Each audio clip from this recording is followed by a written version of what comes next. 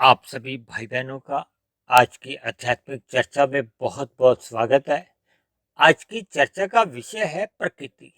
देखिए, प्रकृति के ऊपर तो हमारी वैसे तो प्रतिदिन ही चर्चाएं होती है, लेकिन आज हम प्रकृति के तीन गुणों का अपने जो तीन शरीर हैं उनसे जो एक संबंध होता है उसके ऊपर थोड़ी हम चर्चा करने जा रहे हैं। देखिए, प्रकृति के जो तीन गुण हैं, तमोगुण, रजोगुण और सतोगुण, इनको शास्त्रों में जड़ कहा गया है। जड़ का अभिप्राय होता है कि जिसमें किसी भी प्रकार की अपने आप कोई क्रिया नहीं होती, यानी जड़ में किसी भी प्रकार की कोई इच्छा शक्ति नहीं होती, क्रिया नहीं होती। किसी भी बात से आप समझ सकते हैं। देखिए, आपके हमारे घरों में कितने ही यंत्र हैं, उनमें अपने आप तो कोई क्रिया नहीं होती ना। उनमें जब तक कोई चेतन शक्ति का प्रवाह नहीं आता तब तक वो यंत्र अपने कोई कार्य को नहीं दिखा पाते। देखिए, आपके हमारे घरों में मिक्सी है, वॉशिंग मशीन है, गीजर है, एसी है। इनमें जब बिजली का प्रवाह आता है तभी ये यंत्र अपने स्वभाववश कार्य करने लगते हैं। इसी तरह देखिए, ये जो प्रकृति के जो तीन गुण हैं, तमोगुण, रजोगुण और सतोगुण, इन तीन गुणों का भी अपना एक स्वभाव है। देखिए, तमोगुण को पदार्थों से जोड़ा जाता है, स्थिति से जोड़ा जाता है, रुकना से भी, नींद से भी, आलस्य से भी, इन सभी स्थितियों से जोड़ा जाता है। लेकिन शास्त्रों में विशेष रूप से देखिए, तमोगुण को अंधकार से जोड़ा जाता है, अज्ञानता से जोड़ा जाता है, जबकि रजोगुण को क्रियाओं से जोड़ा जाता है। ये संसारी जितने भी आकर्षण हैं, जो आपको हमें विषय भोगों की ओर आकर्षित करते हैं, ये सभी रजोगुण के कारण है। और सत्वगुण को देखिए, ज्ञान से जोड़ा जाता है, प्रकाश से जोड़ा जाता है। शास्त्रों में तो ये भी कहा गया है कि ये जो तमोगुण और रजोगुण, ये मनुष्य का एक बंधन का कारण होता है। देखिए, एक साधारण मनुष्य पाप कर्म कब करता है? जब उसकी विषय भोगों के प्रति एक विशेष रुचि बढ़ जाती, और उस विषय भोगों की प्राप्ति के लिए जब वो अन्य जीवों को पीड़ा देता है, अन्य जीवों को कष्ट देता है, यानी कि शास्त्र विरुद्ध निषेध कर्म कर जाता है। देखिए, शास्त्रों में कहा गया है ना, ये विधि विधान के अंतर्गत आप जितने भी कार्य करते हो, कर्म करते हो, वो पुण्य कर्म गिने जाते हैं। पुण्य कर्मों से देखिए, अन्य मनुष्यों को कोई पीड़ा नहीं होती। देखिए, शास्त्रों में जैसा जैसा कुछ विधान बताए गए हैं, विधि विधान, और कुछ निषेध किया गया। देखिए, हम यातायात में अपनी गाड़ियां चलाते हैं तो कई जगह निषेध शब्द आता है ना, मना किया गया होता है। तो वहां अगर हम निषेध सड़क पे चले जाते हैं या निषेध कार्यों को करते हैं तो आपका हमारा चलान करते हैं। इसी तरह देखिए, वही व्यवस्था परमात्मा के यहाँ है। देखिए, परमात्मा के यहाँ क्या है कि जब जब हम अन्य जीवों को दुख देते हैं, पाप कर्म करते हैं, तो आपके हमारे भी चलान कट जाते हैं। चलान क्या है कि भविष्य में हमें दुख रूपी फल भोगने पड़ते हैं। देखिए, जीवन में जब जब अनुकूल परिस्थितियां आती हैं तो उसमें हमें आपको सुख लगता है। देखिए, सुख किसका परिणाम है? सुख जब जब हम पुण्य कर्म करते हैं। देखिए, रजोगुण में रहते हुए जब हम पुण्य कर्म करते हैं तो वो आपको हमें सुख की स्थितियां देती है। लेकिन ये रजोगुण में रहते हुए जितने भी पुण्य कर्म है, ये साधारण पुण्य कर्म माने जाते हैं। जब आप सतोगुण में रहते हुए कर्म करते हो तो ये एक विशेष पुण्य कर्म माने जाते हैं। क्योंकि रजोगुण में हम अन्य जीवों को देखिए पीड़ा नहीं देते, लेकिन अपने सुख के प्रति ही एक जागरूक रहते हैं। अपने सुख के प्रति कहो या अपने परिवार के सदस्यों के प्रति, हम सुखों के प्रति हम जागरूक रहते हैं। लेकिन सत्वगुण में जब मनुष्य स्थित होता है तो फिर वो पहले अन्य मनुष्यों का, अन्य जीवों के सुख के प्रति जागरूक रहता है, और उसके बदले में फिर चाहता है कि मुझे भी सुख मिले। लेकिन पहले उसकी इच्छा रहती है कि दूसरों को सुख मिले। तो ऐसे पुण्य कर्म, रजोगुण से पुण्य कर्म अच्छे माने जाते हैं। इसलिए तो देखिए, शास्त्रों में कहा गया है तमोगुण से 10 गुना अच्छा रजोगुण है। देखिए, तमोगुण में हम पाप कर्म कर जाते हैं, यानी अन्य जीवों को हम पीड़ा देते हैं। तो इसलिए तो कहा गया कि तमोगुण से 10 गुना अच्छा रजोगुण है, यानी कि पाप कर्मों से पुण्य कर्म अच्छे माने जाते हैं। भले ही देखिए, पुण्य कर्म भी बंधन का कारण है और पाप कर्म भी बंधन का ही कारण है। दोनों कर्मों की ही जब हम आध्यात्मिक यात्रा में निकलते हैं तो दोनों की ही निंदा की जाती है। लेकिन सापेक्ष दृष्टिकोण से तमोगुण से रजोगुण अच्छा माना जाता है और रजोगुण से भी 10 गुना अच्छा सतोगुण को माना जाता है। इसीलिए देखिए मैंने अपनी सभी चर्चाओं में तमोगुण को 1 अंक से, रजोगुण को 10 अंकों से और सतोगुण को 100 अंकों से परिभाषित करता हूँ। और इसी आधार को आगे बढ़ाते हुए मैंने विशुद्ध सतोगुण यानी कि परमात्मा को मैंने 1000 अंकों से परिभाषित किया। देखिए एक बात को समझने के लिए, क्योंकि परमात्मा एक विशुद्ध सतोगुण ही सत्ता है। क्योंकि जब हम कहते हैं ना सतोगुण, तो इसका अभिप्राय होता है कि रजोगुण गौण स्थिति में है और तमोगुण अति गुण की स्थिति में, क्योंकि तीनों गुण नित्य बने रहते हैं। कभी एक गुण प्रभावशाली होता है तो दूसरा गौण होता है, तीसरा अति गौण की स्थिति में होता है। इसी तरह जब मनुष्य का रजोगुण प्रभावशाली ढंग से उसके जीवन में आ जाता है, यानी कि उसकी विषय भोगों के प्रति रुचि बनी रहती है। ये जो 5 भोग विषय हैं, गंध, रस, रूप, स्पर्श और शब्द, और ये जो स्त्री पुरुष का जो आकर्षण है, ये भी देखिए रजोगुण के कारण ही होता है। ये स्त्री पुरुष का आकर्षण को हो या पुरुष स्त्री का आकर्षण, ये एक ही बात है। देखिए ये संसार के जितने भी विषय भोगों के आकर्षण है, ये सभी रजोगुण के कारण ही है। देखिए आज हमने तमोगुण, रजोगुण और सतोगुण, इन तीनों को एक अलग अलग रंगों से भी दिखाया। देखिए सतोगुण को हमने सफेद रंग से इसलिए दर्शाया है कि ये ज्ञान का प्रतीक है, प्रकाश का प्रतीक है। जैसे सूर्य की किरणें आती है तो इसलिए हम ज्ञान में स्थिति में रहते हैं। और रजोगुण को हमने रंगीन दिखाया क्योंकि संसार एक मेले के समान है, यहाँ के विषय भोग आपको हमें आकर्षित करते हैं, इसलिए ये संसार एक रंगीन है। इसलिए मैंने देखिए रजोगुण को एक रंगीन आकृति में ही दिखाया। इसी तरह देखिए तमोगुण को अज्ञानता से जोड़ा जाता है। देखिए तम का मतलब संस्कृत में कहा गया है अंधकार से। ये शाम को जैसे सूर्य ढलता है तो अंधकार आ जाता है ना, आपके हमारे जीवन में आप देखोगे ना कि हम अपने शाम को अपने अपने घरों में बल्ब ट्यूब जलाते हैं, किस लिए? क्योंकि अंधकार आ जाता है। जैसे ही सूर्य अस्त होता है, यानी कि जैसे ही सतोगुण पीछे हटता है, यानी कि प्रकाश हटता है, तो फिर वो अंधकार आ जाता है। देखिए ये सभी स्थितियों को आपको हम ज्ञान पूर्वक समझना चाहिए। यानी प्रकाश हट जाए या हम प्रकाश को आने से रोक लें, दोनों ही स्थितियों में अंधकार आ जाता है।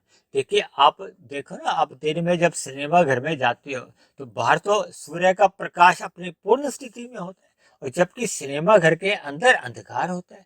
किस लिए? क्योंकि उन्होंने अपने सिनेमा घर के अपने चार दीवारी इस हिसाब से बनाते हैं कि वो अंदर अंधकार आ जाता है। अंधकार आ क्या जाता है? देखिए जब हम प्रकाश को रोकते हैं तो अंधकार की सहज ही स्थिति उत्पन्न हो जाती है।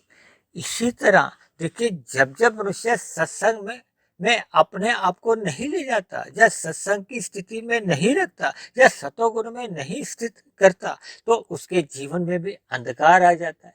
यानी कि जब हम सतोगुण का संग नहीं करते तो आपके हमारे जीवन में देखिए या तो रजोगुण प्रधान हो जाता है या तमोगुण प्रधान हो जाता है। देखिए रजोगुण को मैंने रंगीन इसलिए दिखाया कि ये संसारी आकर्षणों को हमें दर्शाता है, उनसे ही हमें आकर्षित करता है, जबकि तमोगुण को काले रंग से दिखाया है। देखिए काले रंग का मतलब आपके हमारे जीवन में अज्ञानता आ जाती है, अंधकार बना रहता है। अंधकार में आपका हमारा स्थूल शरीर भी देखिए ठोकरे खाता है। अब देखिए आप नीचे की स्थितियों में आ जाइए, तमोगुण के नीचे मैंने देखिए स्थूल शरीर लिखा है, रजोगुण के नीचे मैंने देखिए सूक्ष्म शरीर लिखा है और सतोगुण के नीचे मैंने कारण शरीर को लिखा है। इनके रंग भी देखिए उन्हीं से ही संबंधित है, यानी कि आपका हमारा स्थूल शरीर मैंने काले रंग से दर्शाया है। इसी तरह आपका जो सूक्ष्म शरीर है उसको मैंने रंगीन रंग से दिखाया है और जो आपका हमारा कारण शरीर है उसको मैंने सफेद रंग से दर्शाया है।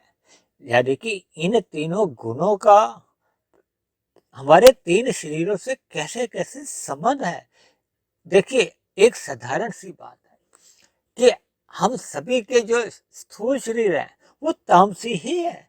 चाहे देखिए मेरा शरीर है, चाहे आपका शरीर है, या जितने भी ऋषि मुनि भी हुए उनका शरीर भी देखिए तामसी है। यानी कि स्थूल शरीर हम सभी के ही तामसी होते हैं, इसमें कोई अचंभे की बात नहीं है। क्योंकि स्थूल शरीर पृथ्वी जल अग्नि वायु आकाश का बना है। ये पृथ्वी जल अग्नि वायु आकाश देखिए, इनको स्थूल पदार्थ से जोड़ा जाता है, स्थूल तत्वों से जोड़ा जाता है, और इसको शास्त्रों में तमोगुण प्रधान माना जाता है।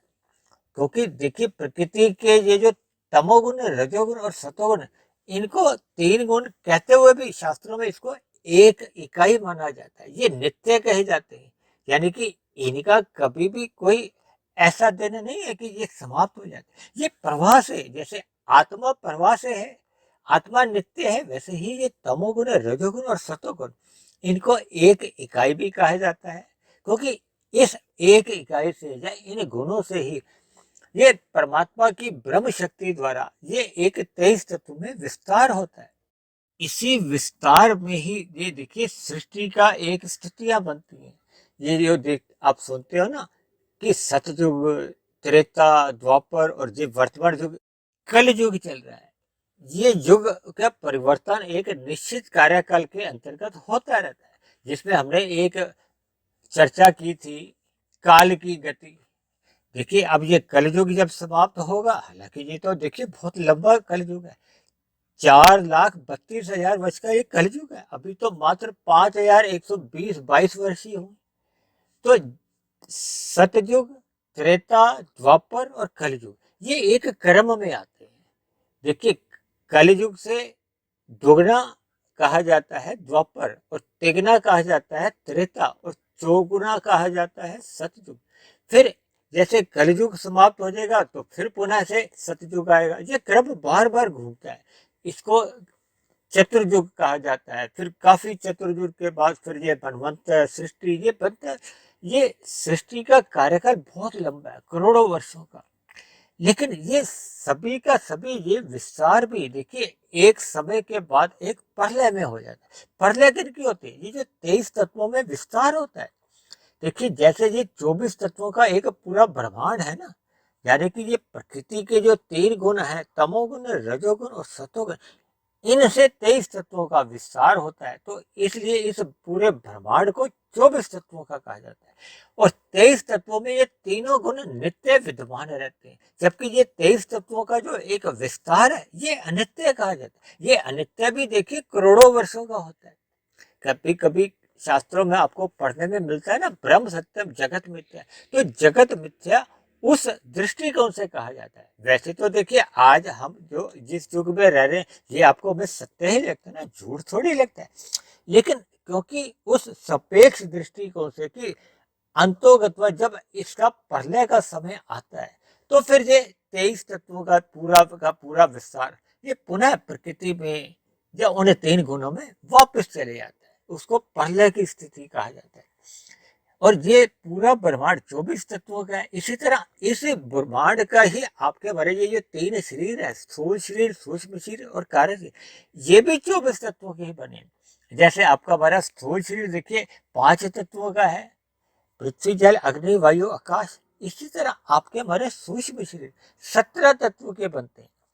इसमें 5 आपके हमारे भोग विषय के गंध, रस, रूप, स्पर्श और शब्द। इन्हीं भोग विषयों के कारण ही तो आपके हमारे स्थूल शरीर का निर्माण होता है। देखिए, एक शिशु का जन्म से पहले की एक भोग प्रक्रिया के अंतर्गत ही वो शिशु का निर्माण होता है ना, उसका बीज डलता है। यानी कि ये 5 भोग विषय कहो या 5 स्थूल भूतों के सूक्ष्म तत्व कह दो, ये भी तामसी माने जाते हैं। और इसी तरह आपकी हमारी 5 ज्ञानेंद्रियां हैं, इनमें सतोगुण की अधिक प्रधानता रहती है, हालांकि रजोगुण भी रहता है। सतोगुण की प्रधानता इसलिए कही गई क्योंकि हम इनसे 5 भोग्य विषयों का ज्ञान लेते हैं, सुख लेते हैं। ये क्या है हमारी? देखिए, आंख, नाक, कान, मुख, जिससे हम पदार्थ खाते हैं, और एक त्वचा।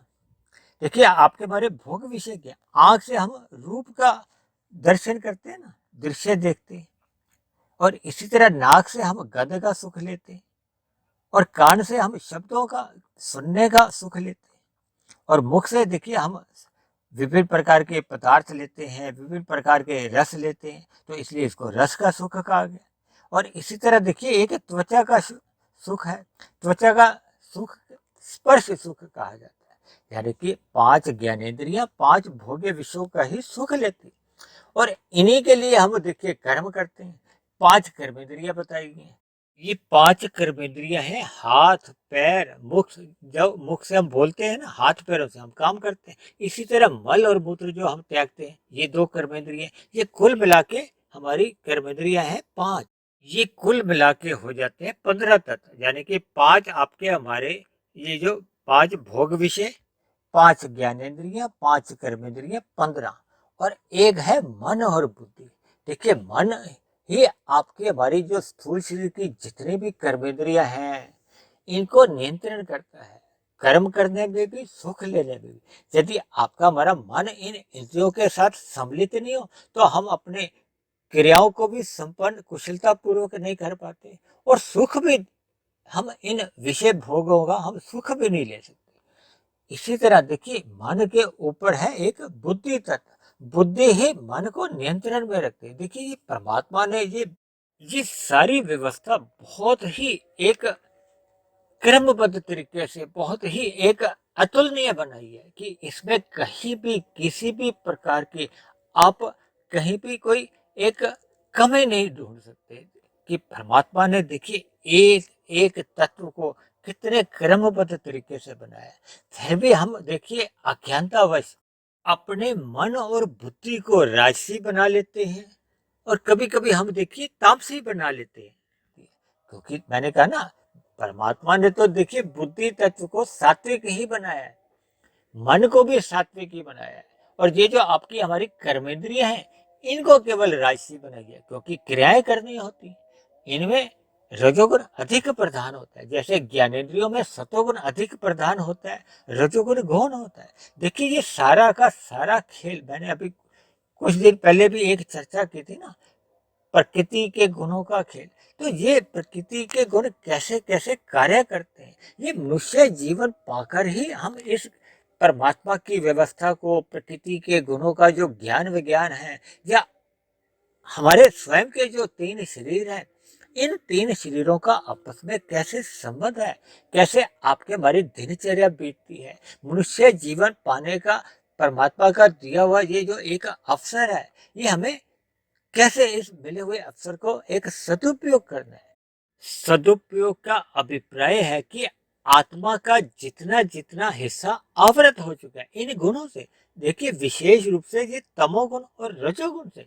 देखिए आत्मा तत्व एक शुद्ध चेतन तत्व है, यानी कि हम सभी आत्मा ज्ञान स्वरूप है, लेकिन हम किसी कारणवश इन प्रकृति के भोगों में अज्ञानतावश मर्यादा से अधिक लिप्त हो जाते हैं, जिसके परिणाम स्वरूप देखिए प्रकृति का तमोगुण का जो एक बल रूपी आवरण जब चढ़ जाता है, तो हमारी आपकी आत्मा अधिक अनुपात में अशुद्ध हो जाती है। देखिए मनुष्य से नीचे की जितनी भी जोनियां हैं, इनका संचित कर्मों का कर्माशय में पाप कर्म अधिक हो जाते हैं। जब पाप कर्म अधिक हो जाते हैं, तो आपके हमारे कारण शरीर में देखिए कर्माशय के साथ साथ संस्कार रहते हैं। देखिए जैसे हमने कहा ना, हमारा स्थूल शरीर 5 तत्वों का बना है, पृथ्वी, जल, अग्नि, वायु, आकाश।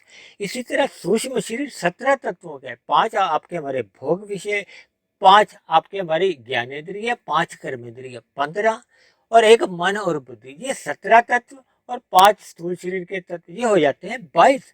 23वां तत्व है अहंकार, जिसका आपका हमारा कारण शरीर बना है। अहंकार का अभिप्राय देखिए, ये जो समाज में हम अहंकार एक निंदा रूप में बोलते हैं, उस अहंकार से लेना देना नहीं। ये एक अहंकार तत्व है कि जब हम कर्ता भाव से, सकाम भाव से कर्म करते हैं, तो फिर आपका हमारा कर्माशय तैयार होता जाता है। ये जो पाप पुण्य कर्मों का जो कर्माशय तैयार होता है, ये कारण शरीर में रहता है।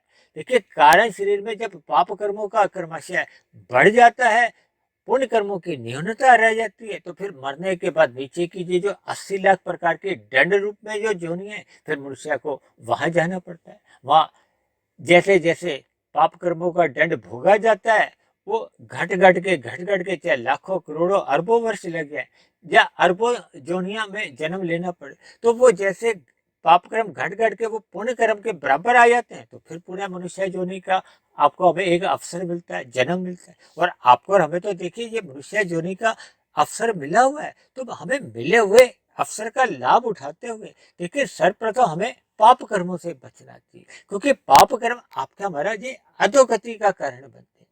सर्वप्रथम मनुष्य को पाप कर्मों से बचना चाहिए, पुण्य कर्म करने चाहिए। फिर जैसे जैसे वो ज्ञानमय स्थिति में लौटने लगता है तो फिर वो पुण्य कर्म भी वो निष्काम भाव से करने लगता है। देखिए जब मनुष्य निष्काम भाव से कर्म करता है तो फिर उसका कोई कर्माशय नहीं बनता, और कर्माशय नहीं बनता, और ऐसी स्थिति में देखिए उसके शुभ संस्कार बनने लगते हैं। क्योंकि भगवान श्री कृष्ण ने कर्म योग का जो एक संदेश दिया गीता में, वो क्या है, निष्काम भाव से कर्म करने का। जब हम अपने कर्तव्य कर्मों को एक प्रसन्नता पूर्वक निभाते हैं, अपने कर्तव्य कर्मों को निभाना ही देखिए बिना फल की जब हम इच्छा रखते हुए कर्म निभाते हैं तो वो निष्काम कर्म बन जाते हैं, वो परमात्मा की आज्ञा अनुसार कर्म होते हैं। ऐसे कर्मों को देखिए शुद्ध कर्म माना जाता है। इसी को ही आप कर्म योग समझ लो। फिर जैसे जैसे हमें प्रकृति के गुणों का ज्ञान विज्ञान और परमात्मा की पूर्ण जो एक ज्ञान विज्ञान है वो हमें समझ में आ जाता है, तो फिर हम ज्ञान योग में आ जाते हैं। तब हमें आत्मा का पूर्ण तत्व ज्ञान हो जाता है। फिर हम अपने जो कार्य शरीर में जो बुरे संस्कार होते हैं, जिसके कारण आपका हमारा देखिए ये बंधन रूप में बार बार जन्म होते हैं। देखिए जैसा कर्माशय बना होता है, यदि वैसे ही संस्कार बने हुए हैं तो फिर ये संस्कार ही आपके हमारे मन बुद्धि को फुरने जगाते हैं, वृत्तियां उठती हैं, विचार आते हैं। ये वृत्तियां विचार ही फिर कर्मेंद्रियों द्वारा फिर ये नए नए कर्म करते हैं। तो ये जो कर्म वृत्ति और संस्कारों का कर्माशय का ये जो एक चक्र है, ये मनुष्य के जीवन में चलता रहता है, घूमता रहता है, और मनुष्य ये जन्म मरण के चक्कर में ही घूमता है।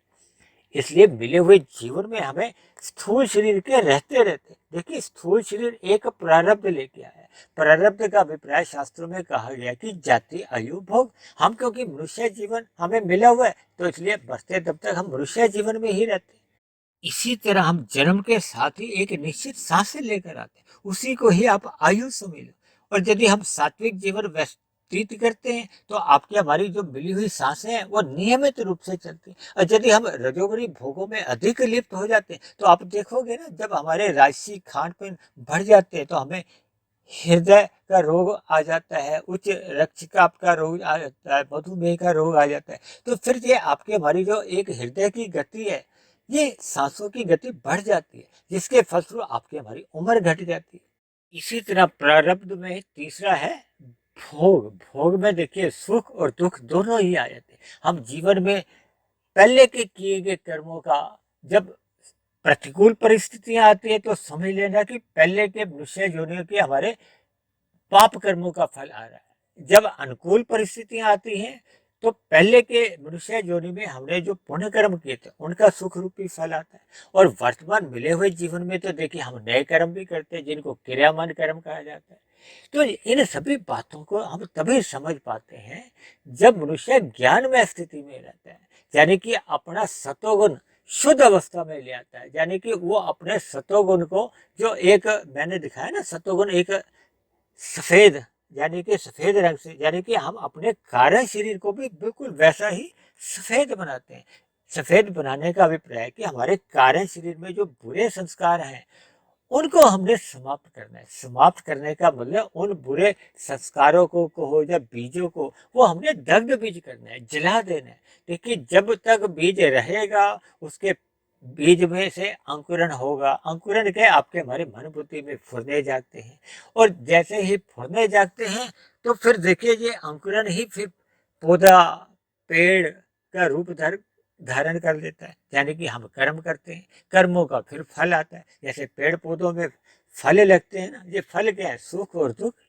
तो ये पूरी प्रक्रिया इस हिसाब से चलती है कि मनुष्य फिर जन्म मरण के बंधन में ही कर्मों के आधार पर, संस्कारों के आधार पर ही ऊपर की जोनियों में, नीचे की जोनियों में, जब मनुष्य की जोनी में, ये इसी कर्मों और संस्कारों के आधार पर ही घूमता फिरता रहता है।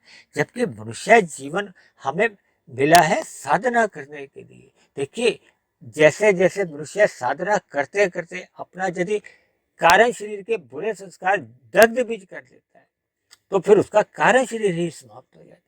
कारण शरीर के समाप्त होते ही आपका हमारा सूक्ष्म शरीर भी समाप्त हो जाता है।